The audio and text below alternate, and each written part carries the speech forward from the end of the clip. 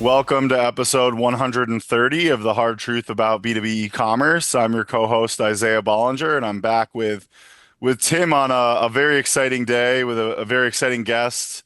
Although I guess not necessarily exciting for a lot of people. We won't go into the politics of we won't ruin the episode with politics. We Yeah, I only got mean, an we're, hour. we're we're recording this the day after the U.S. elections, but we're not going to talk politics today. It'll get posted later on, so by then people have already forgot and moved on, and it won't matter anymore. So Tim Peterson here. The couple things that I want to just mention. One is that it's going to be 80 degrees in New York today in November, I'm which sweating right. I'm literally like sweating right now. short sleeve shirts, shorts. I put shorts back on today. I am just shocked, but there it is. It's going to be 80 today.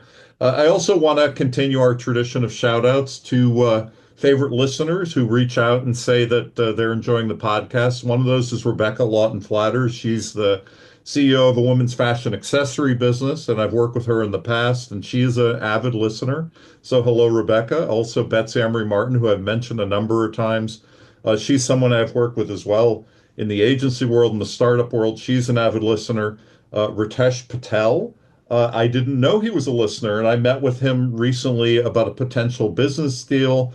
And he said, "Oh, by the way, on your podcast," and he started telling me about something. I was like, "Oh my God, you listen to the podcast!" So I was really, really pleased to hear from those, including many, many, many other old friends who we often hear from. So please reach out. I'm happy to mention you, if I can in our time. It's really great to have you listening and keep it up. And now I'm just going to pause for a moment to insert our sponsor mention, and then I'm going to throw it back to Isaiah to introduce our very special guest today.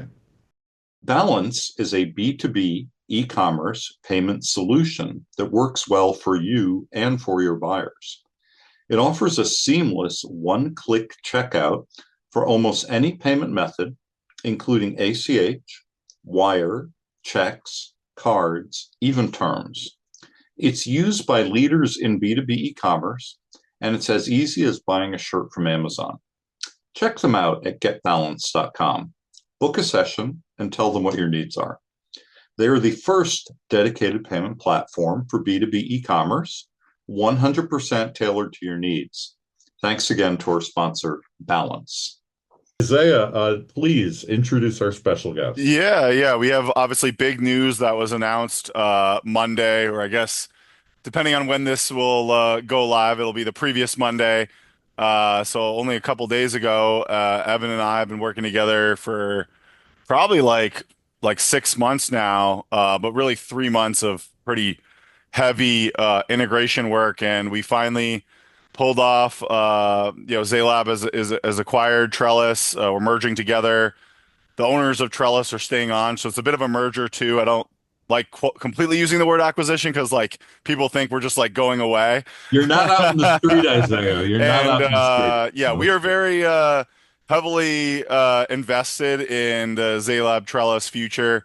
And Evan is the CEO and founder of Zaelab. So welcome, Evan. And yeah.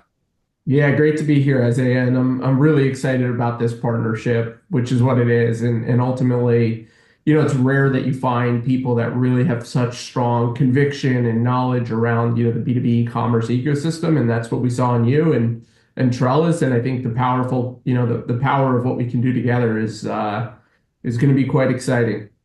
Yeah, I always used to say like, I guess even just a week ago when we weren't formally together, one entity, like I felt like we were kind of moving in the direction of becoming the top B2B commerce firm, and I was like, who else is out there? And it was probably you guys, right? Like there wasn't a lot of other firms that I felt were like formidable, kind of with the level of knowledge and expertise to execute complex B2B projects, and you guys are one of the few. So yeah, we felt it was obviously better together than apart. So yeah, tell us the story. I mean, you've been doing this for what is it, 12, 13 years, or when did it Yeah. start? Yeah, good question. Well, look, it started kind of on a personal journey. When I was a student, and I didn't really care too much for school and math and science. I really I caught a bug. I was always into technology and entrepreneurship, and when I was in middle school, I started a wholesale B2B e-commerce store. And No way. Really? how it all began, and this was kind of What as were the you selling? What I'm were you... selling these boxes of wholesale DVDs. So if you've ever gone into like a store and the bins of like random Yeah, yeah, DVDs, and so I found a vendor that had, basically would sell them to me in boxes of like 100, 200. And, at the time when DVDs were big, these stores needed to fill their bins. And so I started an online store selling wholesale DVDs. And, I was probably 13 at the time. And, my parents are like, what are you doing on that computer thing? And, I was making, more money than I think a 13-year-old should make. Um, and what we did was, we just kept kind of selling these and people would buy them. And so I was just super passionate early, very passionate about e-commerce and technology. And, that really solidified for me the excitement around e-commerce and the fact that, you can sit on your couch and, create money. From there, really, Zaelab started. I got out of college. I worked at a couple of jobs and, I saw an opportunity. Originally, we were, born out of the Hybris SAP ecosystem, and we became like one of their top partners. Our first client was General Electric, and so from there we really learned about what does it take to deliver on a complex e-commerce initiative. And inch by inch, we just kept growing the company. And today we're now 250 people across 20 plus countries, completely focused on B2B commerce. So it's a really exciting time for us. And I think Isaiah, as you alluded to, the opportunity for B2B companies is so substantial. They're dealing with a lot of complexity. They're behind the times, relative to their B2C peers.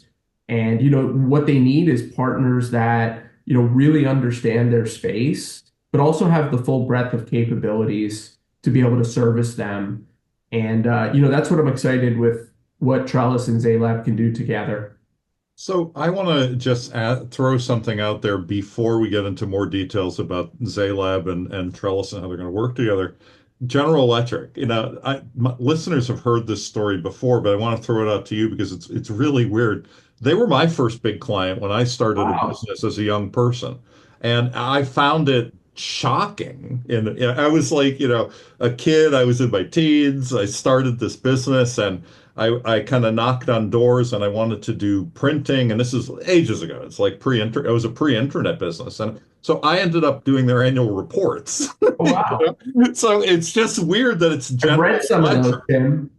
What's that? Isn't that, I've isn't read that many of those. yeah, yeah. I mean, so that was like one of those things where I came in and I said, I can do it cheaper and better than your current arrangements. And it turned out to be like, okay, they'll say yes. But I just find it amazing that's also part of your story that, General Electric, which was a behemoth. I mean, it's just really Yeah. incredible. They're coming back a little bit, right? I think like the stock is starting to improve a little bit. I know they had like a really bad downturn, probably because they weren't adopting B2B commerce fast enough, or who knows. I think there was some other funny business Yeah, going there's other issues, Yeah, there's but always something. Yeah. um yeah, I think what's interesting about how you guys started is a little bit of a different platform path. And on the Trellis side, we've been a little bit, I would say, biased towards Magento, Shopify, BigCommerce.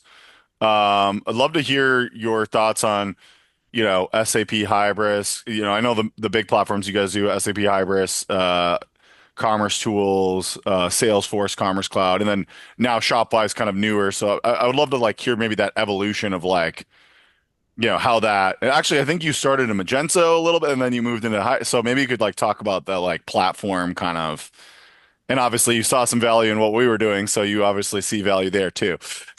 Yeah, I mean, look, I think, when we started, we were born into the Hybris. I was actually one of the early Hybris. I did a brief stint at another e-commerce agency before I started Zaelab, which was one of the first hybris agencies when they merged with Icongo. And, at the time it was the platform, right? Any company that was looking at commerce, hybris was on the short list. It was a great company at the time. Karsten Tomo was leading the company, super entrepreneurial. They really had the market presence. And what we liked about it was, look, for our focus in complex B2B commerce, it really did, meet the needs of, businesses that were operating globally, that had complex pricing, complex business models. And at the time it was the platform. And so we did really, really well with that for a number of years. Obviously, a couple of years back, the world started changing and, ultimately, the commerce platform market has changed. Isaiah, when we started this business, when you started this business, it was, we as a SI could, really sit outside one of these big vendors. Yeah, for us it was Magento. Yeah, I mean we were growing, considerably year after year, just mostly focused on Magento. We picked up Shopify, but for a while it was Magento until the Magento 2 debacle. And so, at some point, a couple of years back, we started to think about the future and realize, ultimately a couple of things were true. One was that, commerce platforms and commerce kind of more broadly was becoming a commodity, Hmm. right? It was, it's like electric, right? You turn on your light switch, you don't know how you get it, you don't care how you get it, and it just You works. turn on Shopify. I mean, I think Shopify has a big part to play in that, to be honest. They Sure. I really agree. help. Yeah. I, Yeah, I mean, Shopify has done, an incredible job of, building something that's easy for companies to get up and running, right? That's, low costs of operations. And so, I think the platform market is interesting. And, I think for us though, today, obviously with Trellis, we now support, pretty much all the major platforms. And, we're going to continue to do that. We're going to continue to be ahead of, where the platforms are going. But I think what's really important for us is that, increasingly, as we grow the business, as we've established Zaelab, our focus and what we want to make sure of is that, yes, we're bringing commerce knowledge, we're bringing the knowledge of these platforms, right? Our customers, they want to build a house, right? They want to live in that house. And ultimately, they don't really care, are you building that with a Milwaukee tool or a DeWalt tool or a what tool? And so our perspective is that, for us, we want to really focus and first and foremost, how do we help our clients solve their top business challenges? How do we help them transform and deliver modernized selling experiences? And yes, we obviously have knowledge and expertise in, many of the major platforms that, our customers are thinking about. But ultimately, we want to be full service in that, we meet our customers where they are, right? And we meet them at the Yeah. platform that they're thinking. I think you make a good point where the platform is a bit of a commodity now, and it's really more about the overall architecture, the strategy, mhm. The and bring, organization. yeah, change management. There's just all these things that have to come into play. And so what are those problems that you generally, I mean, I know it's going to be very different depending on the business and the state of the business, but are there any like themes that you're seeing, you know, Yeah. adoption, pricing? What are the actual business problems? Forget the technology, I guess. Yeah. So what we see in B2B companies is that, oftentimes we walk in and, they're dealing with experiences that just haven't kept with the times, right? So they're difficult to use. Maybe they don't have great product data. Maybe they're not, customers can't trust the pricing data that they're getting. And we often see that, these companies are struggling to, scale these platforms, right? So they're dealing with, they're spending too much time and too much money on the operations of the platforms as opposed to innovation, right? And doing things that are really going to move the needle. And so for us, what is unique about, Zaylab and Trellis now is, our focus is really on, how do we deliver modern selling experiences to, for our clients to deliver to their buyers, right? And when we think of modern selling experiences, we have a good, acronym based on our periodic table of B2B commerce that we call pacing, right? And our belief is that, modern selling experiences need to be personalized, they need to be automated, they need to be collaborative, they need to be integrated, they need to be nimble, and they need to be guided. And so, fundamentally what we see is that, the opportunity for us together is how do we level up what modern B2B selling experiences look like and how they function. And there's AI opportunities, right? We're seeing a lot of opportunities for, how can B2B companies leverage AI to significantly improve their operations. And so, when you think about these things, kind of our view is that B2B companies need a lot of help. They need a full service partner that, understands not just the experience side of it, but also the underlying complexity, the technology, the pricing, the go-to-market models, right? And so, I think the real need for B2B companies is that, they have a partner that ultimately can, help them on this transformation journey and, really not just be a technology partner, but be a business partner that, really understands where they're trying to get to from a business perspective and can shepherd them, and help them along that journey. So I want to throw something out there that I've increasingly seen at other agencies, let's say that I've worked with, partners that I've worked with from some of the clients I know. So there are a lot of, there seems to be more and more of a focus lately on the customer and the client being part of panels, customer panels on the inside, also to inform, the modern selling approach, making sure that you're actually listening to everyone across the board you should be listening to. Is that something that Zaelab has also seen or something that you've seen through some of your clients? Yeah, I think it's a good question, Tim. I think there's a little bit of a nuance between B2C and B2B in this regard, right? I think B2C obviously much more mature, in terms of experience and, what customers expect and, we're all buyers. The reality of B2B and is we've talked to, hundreds of, B2B buyers, right? And by the way, a B2B buyer is a totally different persona oftentimes, right? In a B2C context, you're dealing with an individual. Oftentimes in a B2B context, you're dealing with an account, a company, and the purchasing mindset, right? And decision making, is a totally different criteria oftentimes than a B2C customer. And so, while we've talked to hundreds of customers and understood their pain points, we've generally, we think there's still such an opportunity that B2B customers just don't know what they want and don't know what they need yet. And the reality is that, we've certainly used research and panels and informed some, customer insights into how we think about delivering modern selling experiences. But the opportunity that we see is that we still think there hasn't really been, we still think the bar hasn't been set around B2B Do, experience. Yeah. do you feel? And Sorry, go ahead. Go ahead. This yeah, reminds me almost of like the what's that old saying where he's like, if you asked everyone want, they would say they want a faster car, a faster horse. exactly. Henry Ford, yeah. Yeah, the Henry Ford quote.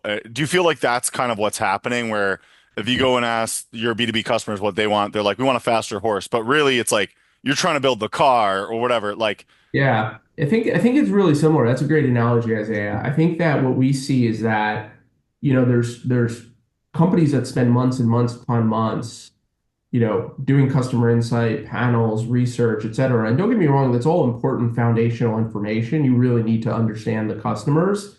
But what we see is that the customers that are doing really exceptional, they're doing more of a let's try, learn, listen approach, Mhm. right? hmm, And really take more of an agile mindset to how they deliver modern selling experiences. Because again, I don't think, and the big thesis behind our business now and has been is that what's great in B2B is still yet to be defined. And we think that's really where the opportunity is right, collectively Zaelab and Trellis really defining what do exceptional modern B2B selling experiences look like. And there's some good examples out there, but largely we think that area still is hugely lacking innovation. And I could talk to customers all day long about, what they think and what they want. And that's informative, but ultimately we have to try, test, learn, do with our customers, and our customers that take that approach of really being agile, testing, launching, doing, and then coming back and hearing how customers are receiving it. Those are the ones that are seeing the enormous growth, right? And so I, it's a combination. I think what you landed on is something that we were talking about, I think, with another guest a while back. It's like, why is there no like agreed upon best practice, let's say guidebook for B2B e-commerce yet? It's because it's all a work in progress, right? It's not Yeah. there yet, Yeah. right? It's not like we Yeah. could say we're done. Here are the 100 things you need to do. Everyone go do those, and we'll move on to something else. Yeah. We're still at that I, stage where it's getting better and people are learning a tremendous amount, but it's still not like here are I the I agree with that, but I also still think there are some basics that just the oh yeah. average company, especially like the small mid-sized distributor manufacturer, doesn't have down yet, like real-time pricing. Like, Hmm. they might have it in the ERP, but then it doesn't work on the website. Like, there's still a lot of companies just failing at the basics, but I definitely agree. Like, you got to get past the basics and move to something more innovative. And I think that's also why when companies do the basics, they assume that all of a sudden they're going to have like 100% adoption and these massive results. And it's like, you only did the basics. You need to do something a little more innovative beyond that to get, what if you were to like put if you were in charge of some of these companies, what are the bets or the tests that you would run? Like, I know you talked about guided selling, AI, automate, like, I assume you'd put some bets in some of those areas. Like, what would that look like? Or maybe is there anyone that you can talk about like that tangibly? Yeah. Yeah, it's a great question. I think Isaiah, you hit a really important point, which is, you got to have the basics and the foundation, right? Yeah. And so, I think first and foremost, these companies, what we see is, sometimes if you're on a shaky foundation, like I said earlier, you're spending so much time and energy and money on operations, and you're not really at a point where you can innovate. And so I think first and foremost, B2B companies need to make sure, hey, am I on a scalable platform, right? And that's hard for another thing you mentioned, which is, yes, pricing's in ERP, accounts are in ERP. The reality is these systems and these businesses oftentimes were not built with today's world in mind, that they're going to have real-time experiences and they're going to need to do self-service. And so a lot of our work with customers is really putting that foundation in place. And so I think that's really important. So once you have that, look, AI is obviously a word that's used quite liberally. And it's often, and that's probably a whole nother podcast. But the reality is that we are seeing companies that have, real business problems, right? And I'll talk about a customer, one of our larger manufacturers, that is basically, 50, 60% of their orders on, a couple $1 billion are coming in via email, Hmm. right? So they have thousands of customer service reps. And what's happening is, customer service rep receives a PDF, a purchase order. They turn around, they manually enter this. That's expensive. There's mistakes. Hmm. And so, with this customer, what we're doing is we're using AI to actually do some, interesting ingestion of those PDFs. So imagine a world where, customer sends the purchase order or sends an order right to an email address, and that order is automatically parsed and ingested, into the commerce platform. And, that's just one example of, if you think about the business, outcome of reduce cost of orders, reduce mistakes of orders, and having to deal with returns and resolving that. Um, and so from an AI perspective, I think there's an incredible amount of use cases that are opportunities for B2B companies. But then the other thing is, I think what we also see is that, often in a B2B context, your customers, as I said, they're typically accounts, but even within these accounts, we're not dealing with one type of persona. We have manufacturers that, some of the users are engineers and they really want technical specifications. For them, it's most important that, I need to be able to find the right product for my application.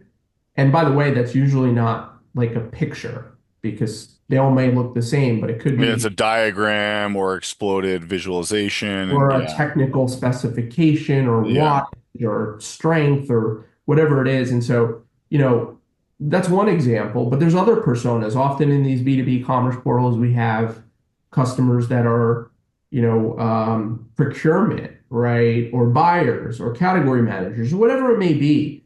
And so, if I were in, if I was running a company, I'd really think about, what does my experience need to look like?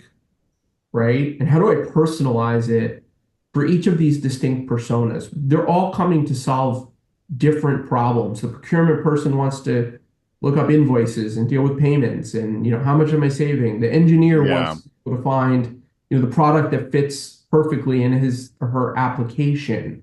And so I'd really think about, the personalization piece of this, which is, how do I help my customers solve their problems? And how do I make it easier to use for them? Because that's the thing that's going to be, helpful in terms of driving revenue or shifting market share, from going to another competitor's experience.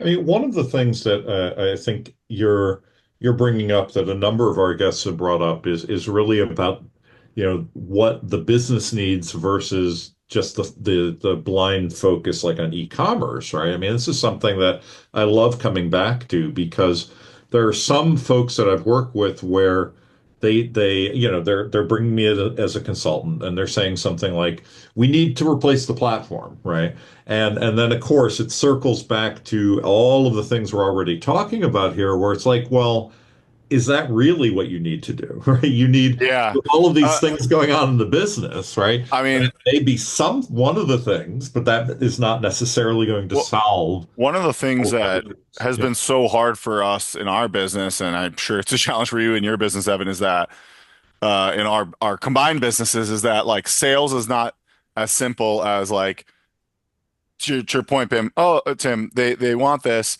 Oh, we're just going to do it. But if you do it, it's going to fail. I mean, we kind of had this conversation in one of our previous Yeah. meetings where Yeah. their budget doesn't match what they want. The project's set up a failure.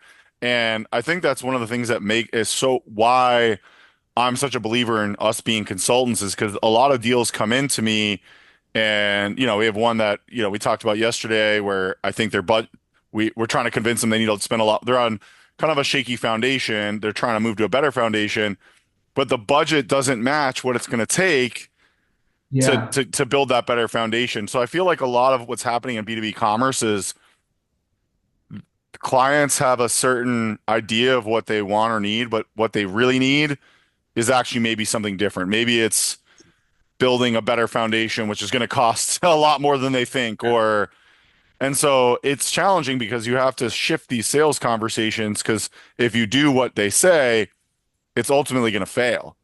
And Yeah. Well, so yeah, it's a hard thing to figure out as a sales rep because you want to take the money and of course as a sales rep you're like, oh, let's do this project. But yeah. Evan, as you know, as the owners, we don't want failed projects. Yeah. Well, look, you guys bring up great points, and we see this all the time, and again, I think that's where kind of back to the beginning of this conversation about, yeah, we are experts and leaders in each of these e-commerce platforms, but what we often see is as you guys just mentioned, customers aren't always thinking about the holistic problems or opportunities, and so what we tend to do, we also see that in B2B, many companies have really challenged or are unable to effectively, and vendors and partners are really unable to effectively communicate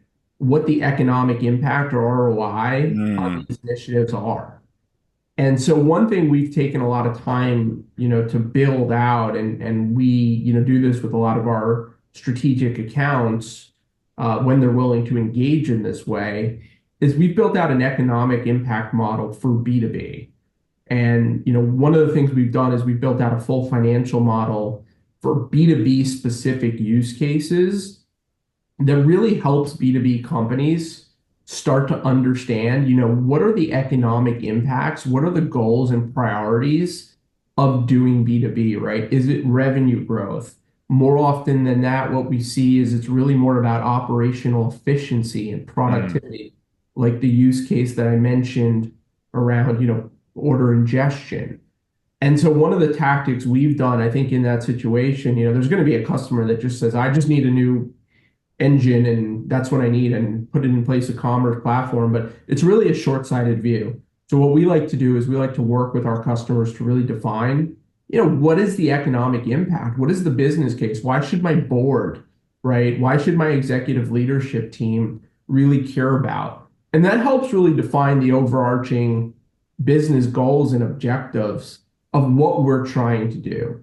And then from there, yes, maybe that necessitates a new platform, right? Maybe it necessitates a new operational process being defined. Maybe it necessitates, an organizational rethink, right, around, the teams that support this. And so I think I think what we like to do, right, is really start from a place of, what's the economic impact? What's the business value? How is this going to transform my organization?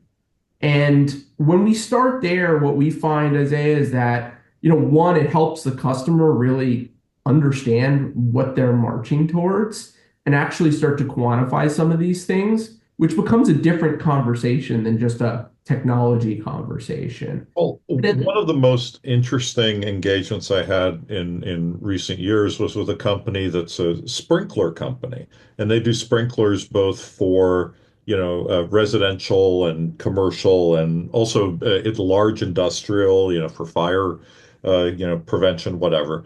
So, but what's interesting is that they used to place orders, like they had all these complicated business processes, but they used to place orders like saying, well, for this quarter, we'll need this much pipe across all of these clients for all of these uses, for an example.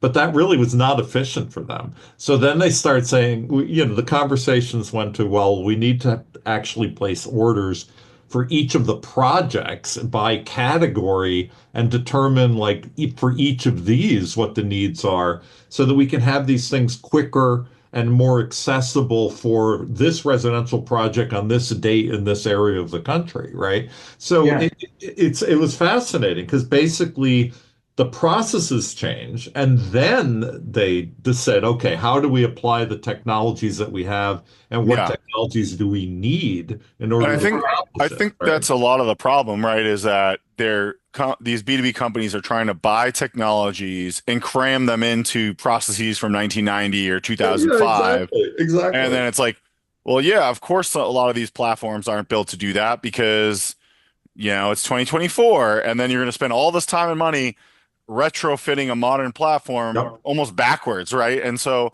yeah, I mean, I think some of that is also baked into these ERP systems that these companies can't get off of. I'm curious how much I mean, some of it I think is just change management. The companies don't want to change.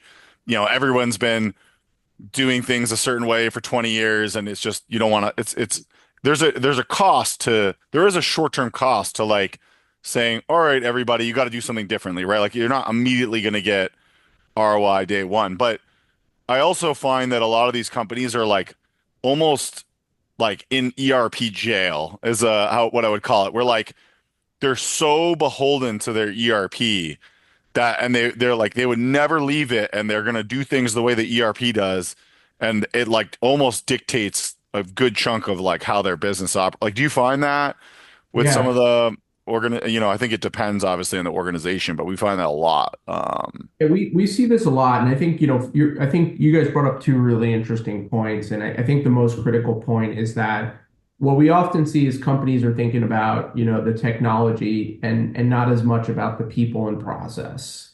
And what makes these transformations successful is when you're thinking about how does my business need to transform from a people, process, and technology standpoint. And if you're only focused on one of them, it's very unlikely that, the company is going to really get to where they need to get to. And then Isaiah, I think you brought up a really good point, right? Which is, oftentimes we see this, right? Kind of goes back to the point of so many of these organizations were built with technology and foundations that never really considered what the needs in 2024, 2025 actually are. And so, this is one of the more, and this is really where some of our architects and some of our engineers just have, such great experience in, what approaches can work to be able to really leverage those existing systems and as needed redesign those operational processes to be able to meet the needs of a real-time customer experience. But I would say, and I think you know this as well as I do, this is one of the more challenging aspects of our business, right? Is to be able to, hey, you know what? You're not going to change your ERP just to deliver this. So I need to work within the constructs of your technology and your business. And, again, we have a variety of technological approaches that we've done, be it caching or be it other technologies that enables us to, still work within those confines, but also deliver a real-time experience. And ultimately, Isaiah, I think, look, that's our secret sauce at the end of the day, right? Is that we know how to do that, and we know how to do it in a way that's going to scale, right? It's going to be able to perform. But ultimately, that's where we see these projects go sideways so many times is you have an agency, they understand the experience, they build you a great experience, but they don't understand, the operational processes or the underlying Yeah. ERP. The overall architecture of they look at things in a silo. And we see Mhm. that all the time, right? Where people build this thing and it's really cool, but it lives in this little thing and it's not like, well, what about the ERP systems and the CRM and the PIM and all the other, things that go into success with these different systems. And so, yeah, I think that's one of the challenging things about being I know we've been maybe shifting towards the word consultancy. Tim, we'd love your opinion on this down the road of Can we make consultancy a versus agency, but ultimately what we're trying to accomplish is like, we get pigeonholed, I think, as a digital agency as just like the doers of tasks, when our value really is in the strategy and the architecture and um, we're potentially shifting towards this word consultancy, but it's a hard shift because, that's just how the market has viewed people like us for so long because Well, they're like, oh, you implement this thing, I'll just say something that's relevant to this whole conversation on this, and then obviously we can talk about this later. But one thing that I've seen in my career is I've been on the brand side, right? I've been a head of e-commerce and whatever. I've been a marketer. I've been a head of an agency, right? What haven't you Right. done, Tim? What Oh, haven't you done yet? I don't know. I'll have to think about You that. haven't done the manufacturing, have you? You haven't actually been on the manufacturing I plant. have. Okay, okay. Yep. Well, you're gonna have Ah, to on the I next actually headed a episode. warehouse too. I've done all that. I've had a long career. But I guess where I was going to go with this is that one you're a lot of trouble, mister. You're funny. I want But you to come up with what you haven't done in the next episode, and then we're gonna I'm make you gonna go I'm do gonna that. find And something we're and gonna I'm make gonna you throw do it at that you. one of our customers. That's what we're gonna. I'll have to think about that very It's like carefully. Trump But at McDonald's working at. We're gonna get you like a little hat, like working at my God, don't even go there. But to get back to this one small point is that I think consultancies often were divorced from technology long Well, ago, that's part of the problem, right? completely divorced, right? But And then today, they become this McKinsey bullshit where we're allowed to swear, by the way. We've decided we're yeah, I mean, we can do it on this. We're okay with that. But see, that's I think the thing that has changed in recent years is that that's not the case with a lot of consultancies today. Depending on exactly, where you land and what you're talking about, you have tech teams, right? And you have yeah. people who implement, to actually make things real that are also parts of those groups. When I started in my career a million years ago, that was not really the case. Consultancies were like the thinkers over there in their Yeah. their suits and whatever, and Well, it was a very, very different world. I think So the problem with that, to your point, is that when you're just the thinkers and you're just the strategy, and we see this too. I'm sure you've seen this, Evan, where like someone comes in and they're like, "We're just the strategy guys," and then they put in like the strategy, but they don't actually know how to do anything. So it doesn't work because it's like, how can you do the strategy if you don't actually know how to do the work, right? It's like it's like saying, "Oh, I'm going to be the architect for the building," but like we don't know how buildings work. You know what I Yeah. mean? And it's like you kind of need to know how everything works together to come up with a strategy so that it doesn't fit. Do you see what I'm I saying, think Tim? Like, the bottom yeah, line for me, and I'll throw this back to Evan, is that I feel like you need to have people who are practitioners of whatever you exactly. do who are involved Exactly. in your business, right? I mean, Yes. so I've been ahead of e-commerce, right? So when I go into a place and I say, look, I get it because here's what I used to have to do, and here's what I Yeah. understand, and here's the issue, and it's a very different conversation than when you just come in and say, well, here's everything that I think about transforming a business. It's a Yeah. very, very different conversation, you know. Yeah, I think Isaiah, our challenge is, we're creating a category that, it used to be consultancies that, do the strategy and agencies that do the work. And yeah, I think that's part of our vision is to be able to, really help customers across both of those spectrums. Both areas. And it's a lot of savings in that, right? Because the strategy we're thinking about, okay, where's the budget? Can they actually execute this? Where strategy people come in, come up with some grandiose idea. Maybe it sounds cool, but it can't be executed because there's no budget to back up the strategy. It reminds me of didn't this happen in New York where like I think it was New York where like they hired like the city of New York hired like McKinsey or Deloitte to like help with the trash, and they were like, "You just need trash cans." It was like Yeah. a To $4 help with million the math. You consulting need a trash project, can. and Yeah. it was like, "I've got this genius idea. Oh my It's God. called I never trash thought of it. cans. I never thought. They've been around for about 400 years. I don't know when they started, but like, isn't All this? I right. think this is a real thing, A right? true Like this. story. Yes. Yeah. Happened. We need like the Joe Rogan like whatever his guy is that like pulls this stuff up on the screen so he can Tim we're gonna request the like moderator guy that can like fact check us. That would be really. They'll pop in. They'll pop in. Yeah, and like send us the link to Well, the but I'll give a real example for our listeners of something. So years ago, and I'm not going to name the business because it's too embarrassing for them. But there was this huge multi-million dollar consulting project that was going on about technological modernization, whatever. And they were, a brick and mortar retailer at the time. They had a catalog business. They also had, e-commerce sites, whatever. So B2C, right? However, they had nobody in this multi-million dollar team who actually had like retail experience or whatever. And so they're running around in a frenzy. And I get a call one day. It says, Tim, didn't you used to be a retail manager? And I said, yeah, I used to do. They said, we have no retail manager to consult because they don't know how to talk about anything. So it really is just a changed world now. You would never have a multi-million dollar project today for a B2C or a B2B business without having people who actually understand how things are supposed to be working there. You can't have a team of consultants show up well, who yeah, that's say, the I problem. don't It's know like, how well, what a happens when you retailer just is. ship out the order, right? Like the order comes in and then it actually like that's the thing is e-commerce is like there's a whole like physical logistics piece to it that people forget about, right? Where it's like there's actually people in the warehouse. They're actually like logging in and processing orders. And I think a lot of people, I think it's all yeah. drones and robots. I don't think they're You involved just anymore. press a button and it just, yeah. I mean, that's how it feels like with Amazon, right? Like you don't see these like automated warehouses.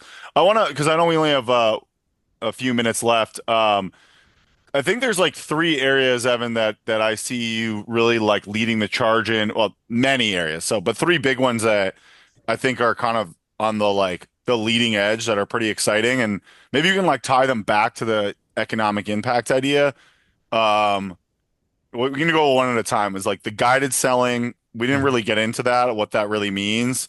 And then a little more into AI. I'd like to talk about that more and where you see that actually being useful, not just like Yeah. the and then the visualization piece because I'm really proud of that. I don't know if you saw the project we did with Airlift. It wasn't Yeah. quite Great. exactly the visualization that you've done on some of your other projects, but I think it ties a little bit into that, where you can see the configuration and it shows you like where the thing is actually in the car. So let's start with the guided selling. Like that's a big What part is of what that? what? Yeah. Yeah. Yeah. I can talk about guided selling, and we're really excited about guided selling. And I'll kind of frame this up in a couple of different ways. You know, first off, what we're seeing again in a B2B context is that search isn't good enough. As I mentioned before, hey, I'm an engineer, I'm searching for a product, a light bulb. You guys have 400 different light bulbs. They all have the same image, but very different wattage or K values or whatever it may be.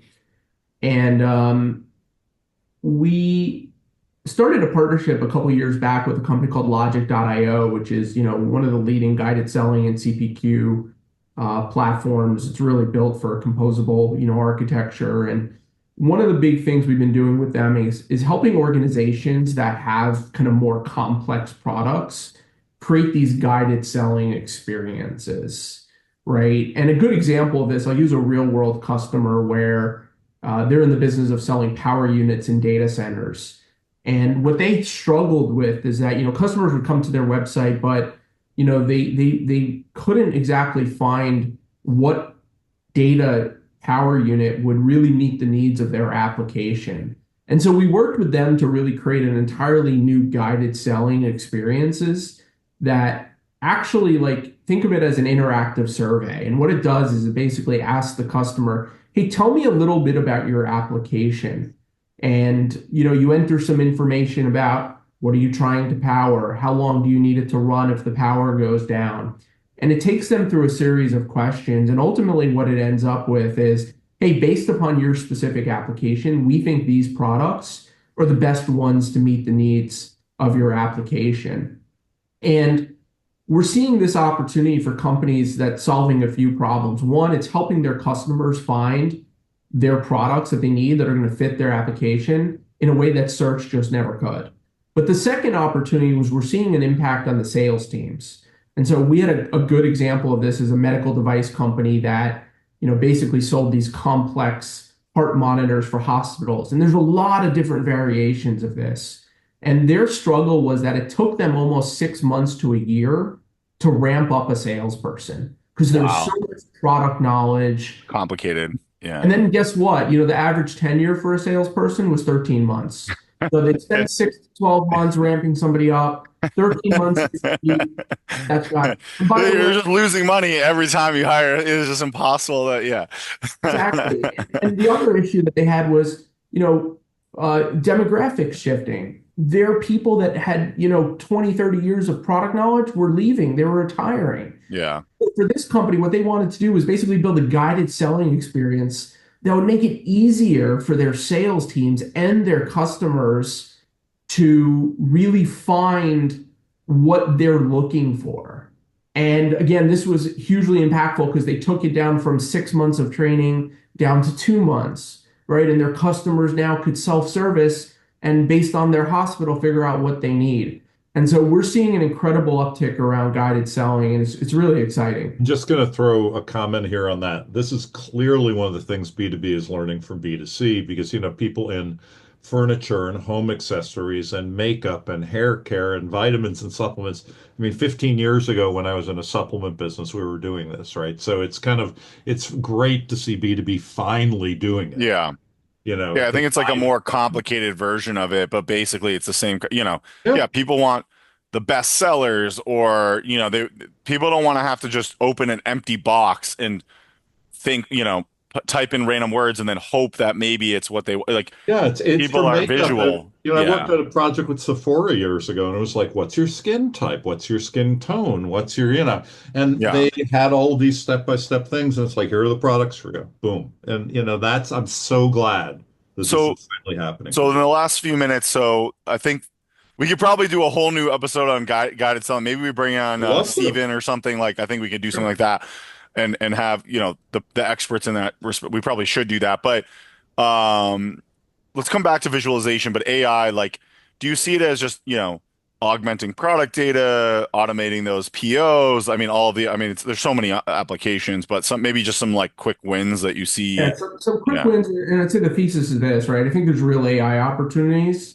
Yeah, product content, yeah, everyone's doing that. That's not, groundbreaking or revolutionary. I think the thing that B2B companies need to think about, so in the B2C setting, right, we're desperate to figure out who is this buyer, what is their intent, we're just Yeah, scratching yeah. any Yeah. data we can. Now think about a B2B organization, right?